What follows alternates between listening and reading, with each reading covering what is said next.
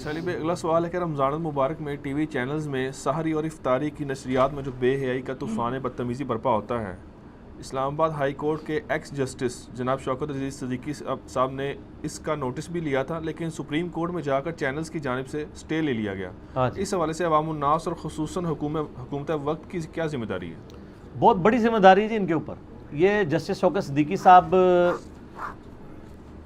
کی عدالت میں جب یہ کیس لگا ہوا تھا نا، بائی چانس میں اپنے ایک کیس کے سلسلے میں اس وقت کورٹ روم میں موجود تھا، اور یہ جو اس وقت ایک عذاب بن کے ہماری نوجوان نسل کے اوپر یہ ایک پروگرام نازل ہوا ہے نا، جیتو پاکستان، اس حوالے سے کہ رمضان کے کریٹیکل ٹائمنگ میں وہ پروگرام چلا دیتے ہیں اور اس سے کوئی کسی کو فائدہ نہیں ہو رہا۔ وہ نیلام گھر لگتا تھا طارق عزیز شو، اس میں تو پھر بھی کسی کو علم حاصل ہوتا تھا۔ یہ تو تکے سکھا رہے ہیں کہ بتاؤ اس میں کیا ہے، اس میں کیا ہے۔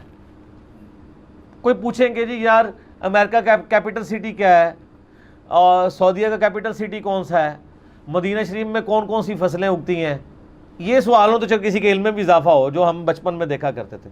یہ کون سے تکے ہیں جی اس میں سے اتنے گولڈ نکلے اور یہ تماشے لگائے ہوئے۔ تو اس کا جو پروگرام کا ہوسٹ ہے نا، اس کی خوب کلاس لی شوکت صدیقی صاحب نے، اور وہ ان کے یعنی ٹی وی چینل کا وہ مالک تو خود نہیں آیا تھا، انہوں نے جو اپنا ریپریزنٹیٹیو، انہوں نے کہا جی یار ایک مہینے کے لیے اگر آپ اپنے اس ہیرو کو چھٹی کرا دیں تو آپ کے چینل پہ کوئی نقصان تو نہیں ہوگا، خدا کے لیے ٹائمنگ بدل دیں۔ انہوں نے کہا اس اوقات میں آپ لوگوں کو قرآن کا کوئی پروگرام چلا دیں، کوئی عربی سکھا دیں، کوئی قرآن ترجمے سے چلا دیں، کوئی قرآن پرونونس کرنا سکھا دیں۔ یہ پروگرام آپ سحری اور افطاری میں چلائیں ہیں۔ آپ نے کن لوگوں کو لا کے بٹھا دیا ہوا ہے سحری اور افطاری میں؟ یعنی قوم کا جو ایک دین کے نام کے اوپر آپ مورل ویلیوز ان کی گرا رہے ہیں۔ ویسے تو آپ گرا ہی رہے تھے، جہاں پہ موقع تھا کہ دین سکھاتے وہاں بھی آپ نے ان لوگوں کو گھسیٹ دیا ہے۔ سارے ایکٹر آگے لا کے بیٹھ دیے ہیں، اور پھر وہ جہاں علماء بھی جو بیٹھے ہوئے ہیں نا، وہ بھی مسلط پسند ہوئے ہیں۔ کسی عالم کی جرت ہے کہ وہ عورت کو کہ مطلب تم ادھر بے پردہ کیوں بیٹھی ہوئی ہو؟ نہیں کہہ سکتا۔ وہ ایگری کرتا ہے تو وہاں پہنچتا ہے نا، ورنہ یہ کہ جی آپ مردوں کو بلائیں یا عورتوں کے پروگرام میں عورتیں آئیں، ہمارے کام ہے جناب اڑیاں اٹھا کے پہنچتے ہیں، اور پھر آپ ذرا ان کو باتیں کرتے ہوئے دیکھیں جو مجھے کبھی ایک یعنی یہ ٹکٹکی باندھ کے جواب دے رہے ہوتے ہیں سامنے بیٹھ کے، اور آپ وہ کہہ رہے ہوتے ہیں نظروں کی حفاظت کریں۔ تو پھر ان کی باتوں کا کیا اثرات ہونے ہیں؟ کس نے نظروں کی حفاظت کرنی ہے؟ تو یہ ساری کی ساری باتیں مطلب اس طریقے سے دل دکھتا ہے۔ رمضان کی نشریات میں گورنمنٹ کا کام ہے کہ وہ نوٹس لے اس طرح کی چیزوں کا، اور یہ بڑی سختی کے ساتھ جب پورنوگرافی کے اوپر آپ کے خلاف ایک آپ سمجھتے ہیں کہ مہم کھڑی کی گئی۔ آپ کو پتہ ہے نا دنیا میں بے حیائی پہ مبنی سائٹ سب سے زیادہ پاکستان میں کھولی جاتی ہیں، اور اس میں بھی فیصل آباد میں۔ جب یہ رپورٹ آئی نا تو ہمارے ٹی وی اینکرز چڑھ دوڑے جی یہ اسلامی تشخص کو نقصان پہنچایا جا رہا ہے اس طرح کی رپورٹوں سے، بجائے یہ کہ آپ اپنی عوام کو سمجھائیں۔ ان کو نہیں پتا کہ پاکستان میں کیا ہو رہا ہے۔ نیٹ کیفوں میں عام لوگ اب تو نیٹ کیفے بھی ختم ہو گئے ہیں، اب تو بالکل ہی مسئلہ خراب ہو چکا ہے، ہر بندے کے ہاتھ میں ہو گیا۔ نیٹ کیفے میں آپ کو گدا گاڑی چلانے والے، رکشوں والے، جن کو انگلش ٹائپ بھی نہیں کرنی آتی، وہ جا کے نیٹ کیفے میں کون سی ای میلز کر کے یا گوگل میں کوئی چیز سرچ کر رہے ہوتے تھے، اور پھر وہ کیبن بند بنائے ہوئے ہوتے تھے وہ ساری اس طرح کی بے حیائی کی سائٹس کھولنے کے لیے، اور پھر آپ کہتے ہیں اسلامی تشخص کو نقصان پہنچا ہے۔ نقصان آپ خود پہنچاتے ہیں، اور جب کوئی ہائی لائٹ کرتا ہے تو آپ کہتے ہیں پاکستان کے خلاف، اسلام کے خلاف سازش ہے۔ سازش تو آپ خود کر رہے ہیں۔ تو یہ گورنمنٹ کا کام ہے کہ وہ ان چیزوں کا نوٹس لے، اور عدالتوں کی بھی ذمہ داری ہے کہ وہ مطلب بڑے لوگوں کو دیکھ کے تو اپنے ڈیسیژن کے معاملے میں اس طریقے سے معاملات کو نہ لے کے چلیں۔ اگر عدالتیں کمزوری دکھا دیں گی تو پھر پیچھے گورنمنٹوں نے کیا معاملات کو لے کے چلنا ہے؟ گورنمنٹ کے پاس تو سب سے بڑا کندہ یہ عدالت کا ہوتا ہے۔ اگر یہ عدالتیں نہ ہوتی تو یہ بسنت کے اوپر جو ہر سال تماشا ہو کے اتنے بچے کٹتے تھے، یہ رکنا تھا؟ گورنمنٹ نے تو اناؤنسمنٹ کر دی تھی ہم اس سال بسنت کروائیں گے، وہ تو پھر عدالتی فیصلہ تھا، اس کے حوالے سے پھر پروسیڈنگ ہوئی تو بیک فٹ پہ چلے گئے۔ اگر گورنمنٹ پہ ہوتا تو یہ چائنا سالٹ جس کا کروڑوں کا بزنس ہے لوگوں کا، یہ چائنا سالٹ کی شکل میں جو زہر آپ کو کھلا رہے تھے اجینو موٹو، اس پہ بندی لگنی تھی اگر سپریم کورٹ ڈیسیژن نہ لیتی۔ آج آپ مارکیٹ میں جائے آپ کو نہیں ملے گا، کسی دکان میں نکلا ہے تو دکان سیل ہو جائے گی، نہیں ملتا۔ اگر عدالتیں نوٹس نہ لیتی تو یہ جو آپ کو زہر والی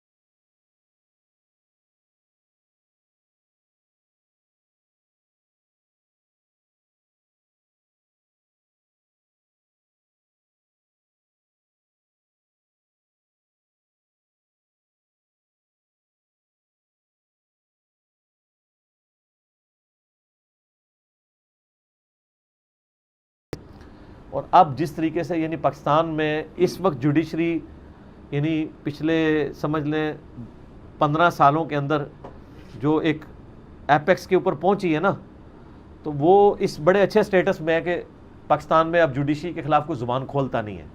تو اگر وہ اس طرح کے ڈیسیژن ان کے جو دلیر قسم کے جج ہیں دلائل کی روشنی میں لے لیں تو میرا خیال ہے حکومت کے لیے بھی کوئی پرابلم نہیں ہوگا.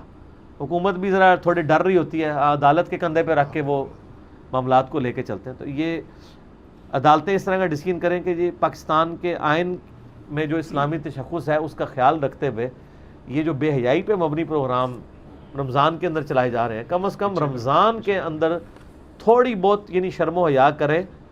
ویسے تو پورا سال ہی کریں، لیکن رمضان میں تو شیطان قید ہے، تو آپ تھوڑا سا مہربانی کریں کہ آپ کے وہ جو بزرگوار ہیں وہ بھی قید ہیں، آپ بھی تھوڑے دن کے لیے چھٹی پہ چلے جائیں.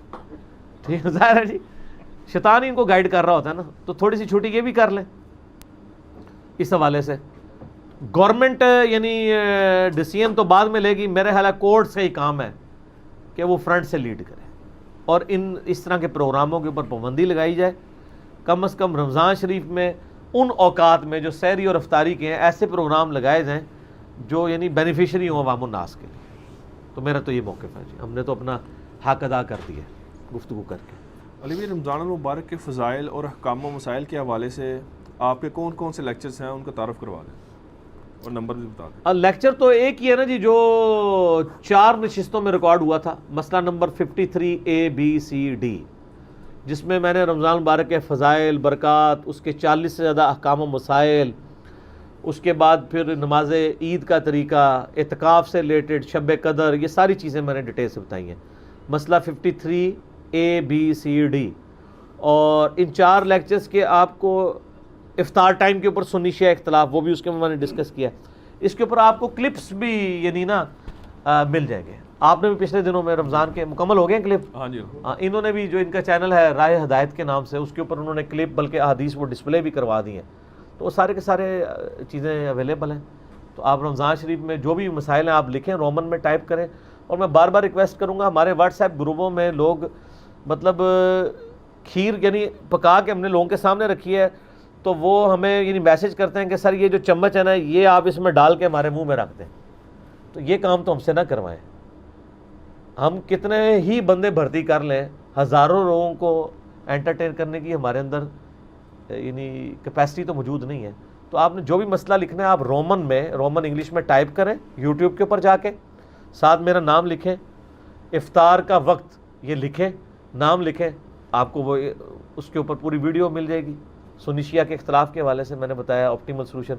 اسی طریقے سے روزوں کی رخصت کا مسئلہ، روزوں کی فضیلت، یہ سب کچھ آپ شب قدر لکھیں، آپ شب برات لکھیں، ساتھ میرا نام لکھ دیں تو رومن میں ٹائپ کریں تو یوٹیوب حافظہ اللہ تعالی و دامت برکاتہم عالیہ و مد ذلہ وہ آپ کو بتا دے گا. ایون شیخ گوگل میں بھی لکھیں جا کے، شیخ گوگل، تو وہ بھی آپ کو بتا دیں گے.